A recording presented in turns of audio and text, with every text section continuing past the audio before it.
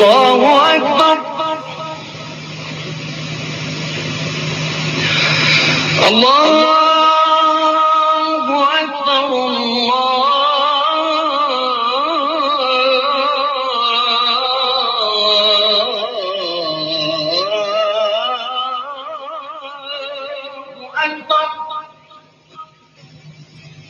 الله أكبر الله أكبر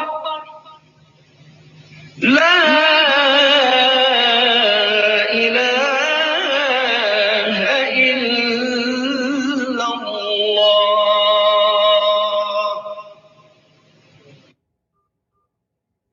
الله أكبر الله أكبر.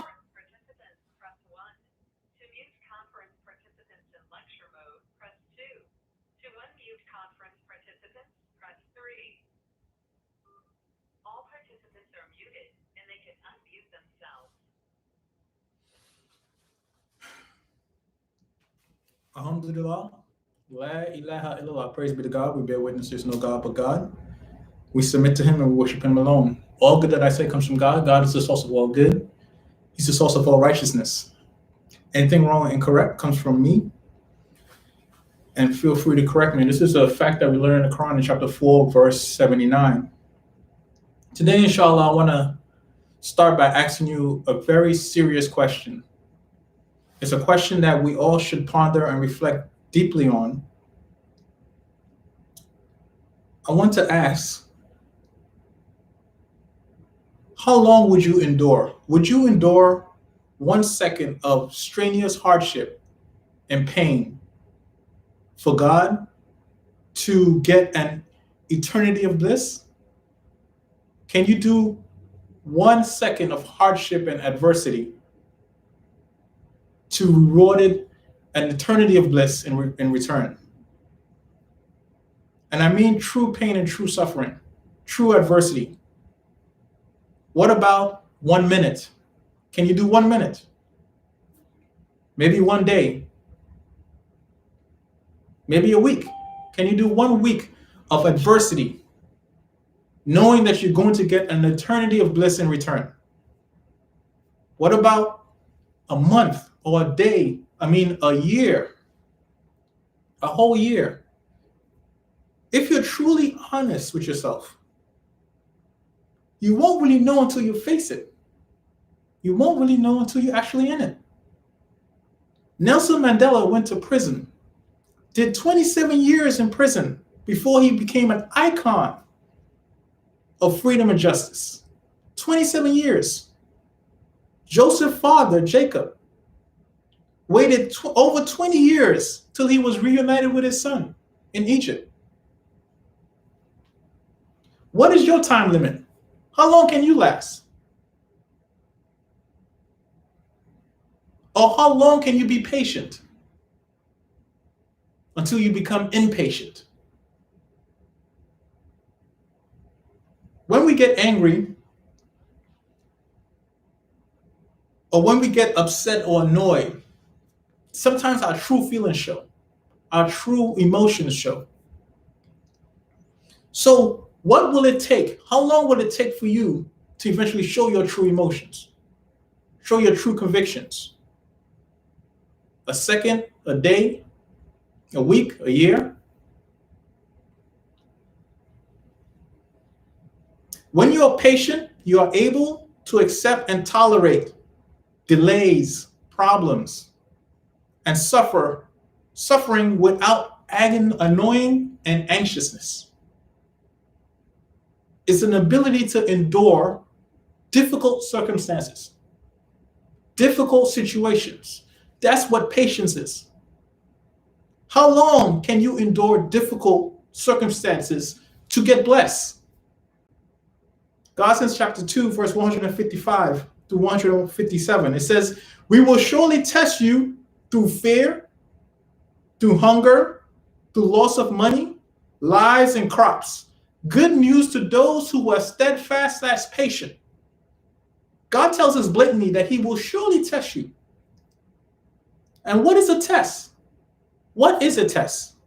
It's a procedure intended to establish the quality, performance, and reliability of something. The test is established to establish the quality of you. Because the human being is a collection of different qualities, of different characteristics. So a test is really trying to establish the quality of all your qualities. It wants to establish the purity of your kindness. It wants to establish the performance of your compassion. It wants to establish the quality of your conscientiousness. In order to test these qualities in us, you can't have the same test, right? Some tests are good for certain things and some tests are good for other things. There's going to be a different variety of tests. So he said he will surely test you through some fear, some hunger, some loss of money, lives, and crops. But he says good news to the steadfast and the patient. Now, I'm saying steadfast / patient because there's a word that's being translated there as steadfast. And that word, the root triliteral of that word is sabara. And that word means patience. It means patience. And we can see that word being translated in other verses in the Quran as patience. In chapter 10, verse 109, it says, follow what is revealed to you and be patient until God issues his judgment. The same word is being used there as translated as patience that was previously translated as steadfastness. It says, follow what is revealed to you and be patient until God issues his judgment. He is the best judge. In chapter 18, verse 68, it says, and this is the story of Moses, following one of his servants, following one of God's servants. And Moses is saying to the servant, he says, the servant is saying to Moses, how can you stand what you do not comprehend? He's telling Moses, look, I'm going to do some things that's going to seem weird to you. It's going to confuse you. He said, you may not comprehend how you're going to stand it. You may not comprehend it. And Moses says, in return, you will find me, God willing, patient. That same word, patient, I will not disobey any command you give me. That word sabar,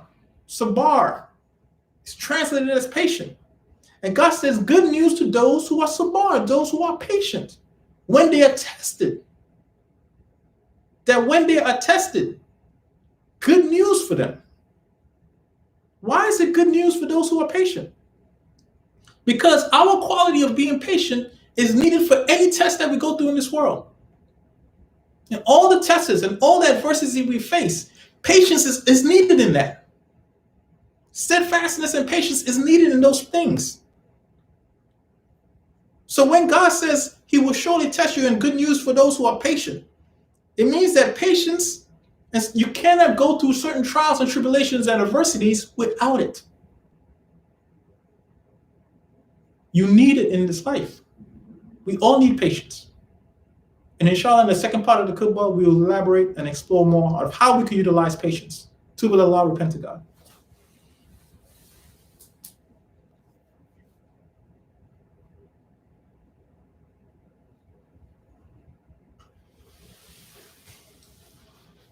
Alhamdulillah, la ilaha illallah. Normally when somebody says, man, you tested my patience. Normally when says, man, you tested my patience. They don't mean patience. They mean you get on my nerves, right?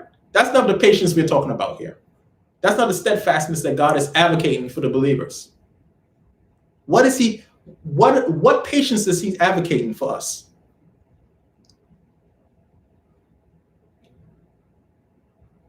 We are tested to expose our true qualities for ourselves. God tests us to expose us. God exposes our true convictions. He exposes our true thinking and our true feelings about him. He's exposing us about what we think, what we believe about him. Because unfortunately, most human beings are impatient. So God tests us and exposes us. For example, consider the lesson that we learned from Saul and his soldiers in chapter 2, verse 249. It says, when Saul took command of the troops, he said, this is Saul taking command of the troops, and he's telling his troops, God is putting you to the test. He says, God is putting you to the test by means of a stream. He says, anyone who drinks from it does not belong with me. Only those who do not taste it belong with me, unless it is just a sip. And in the translation, it says just a handful, right? He says when they drank from it, they drank from it except a few. So some of his soldiers drank from it except a few. When they crossed it, now they crossed this stream. Those who believe, I'm sorry. When they crossed it with those who believed, they said, "Now we lack the strength to face Goliath and his troops." Those who are conscious of meeting God, those within his soldiers, within his ranks, who were conscious of meeting God, said, "Many a small army defeated large army by God's leave." God is with those who are steadfast, persevere. Now, the test wasn't if they're going to drink it or not drink it. The test is that after they drink it, and some of the soldiers and a part of the army got weak, it started to expose people true intentions of what they thought about God. It exposed what they really thought. What they really thought was that, oh, our victory comes by us, our strength, our numbers, not God. That's what they thought. That's how they were exposed by the stream. Their true convictions became exposed to them. Instead of saying, God is the one who grants us victory, God is the one who provides, God is the one who's going to make us victorious, they were looking at themselves and saying they are self-sufficient. Consider another example with Muhammad and his soldiers in chapter 3, verse 154. It says, "After the setback, we send down upon you peaceful slumber that pacifies some of you. Others among you were selfishly concerned about themselves. They harbored thoughts about God." Listen to this verse. It says, "They harbored thoughts about God that were not right. The same thoughts that they harbored during the days of ignorance. Thus, they said, 'Is anything up to us?'" That's the thought that they had. "Is anything up to us?" Then God tells Muhammad to reply to that. He says, everything is up to God. They conceal within themselves what they did not reveal to you when they made that statement. They said, and this is God telling you what they said to themselves. He says, "If it was up to us, none of us would have been killed in that battle." Say, "Had you stayed in your homes, those destined to be killed would have crawled to their deathbeds. God thus puts you to the test." Listen to what the God says right here. God thus puts you to the test to bring out your true convictions and to test what's in your hearts. God is fully aware of the inner thoughts. God is saying he's exposing your real thoughts with tests not about Muhammad, not about the soldiers, not about Saul, about you and him. He's exposing what you really think about him. He tests us to expose our true feelings. Do you really think he controls everything? What time limit will you stop believing that? A minute, 2 minutes in adversity? 5 minutes? 6 months? When will you stop believing that? Do you really think he's provided for you? But when would you stop believing that? When you pour for 2 hours? For 6 days? For 8 months? What is your time limit? Simply testing your patience exposes your true feelings about him alone. And our patience plays an important part in that role in every test. When you're impatient, your desires, your thinking, and your feelings get corrupted and becomes irrational. Your desires of getting things, you start wanting harmful things and obtaining harmful things because you're impatient. God says in chapter 17, verse 11, it says, "The human being often prays for things that will harm him." This is God saying this about the human being that he created. He says, "A human being often prays for something that may harm him, thinking that he's praying for something that is good." The human being is impatient. God says the human being prays for something that harmed him, thinking that he's praying for something that's good. The human being is impatient. Sometimes we want things our way. And guess what? We get it our way, but our way is the bad way. Our way is the harmful way. Our way doesn't think about the future. Our way doesn't think about our goals, about what we really want. Our way is immediate now. Our way is impatient. You may want money, but your impatience will make you cheat for that money. You may want companionship, but your impatience will make you fornicate or do something wrong. You may want respect, and your impatience may make you lie and deceive for that status or that respect. You may want results, and your impatience will make you violent, thinking that I got to do something, I got to hit, I got to be violent to get this result. Therefore, we need our quality of patience to be truly tested. It needs to be tested in this world. How long will it take for you to become impatient before you cheat, before you do something wrong? Patience is a mandatory quality that we need in this life. Why? Because we're all time-bound creatures. None of us could escape time. We are locked in time. We can't get outside of time. I'm talking, and what I just said is now in the past. We are locked in time. And patience is a mandatory quality. Because of that, we need to express and exhibit patience. We cannot escape it. Hence the need for patience. And this is why so many times in the Quran, God advocates and encourages us to be patient. Not for him, but for us. In chapter 16, verse 127, it says, you shall resort to patience. You shall resort to patience. Your patience is obtainable only by God's help. Do not grieve over them, and do not be annoyed by their schemes. In chapter 42, verse 43, resorting to patience and forgiveness reflects a true strength of character. This is God telling us this. Resorting to patience and forgiveness reflects a true strength in character, a true strength in determination. Joseph's father grieved over his son when his brothers kidnapped him and sold him into slavery in Egypt. And look what Joseph said when they brought the fake blood to kind of deceive Joseph's father. And he said they produced a shirt. This is verse 12, verse 18. He says they produced a shirt with fake blood on it. He said, this is Joseph's father saying, indeed, you conspire with each other to commit a certain scheme. All I could do is resort to quiet patience. May God help me in the face of your conspiracy.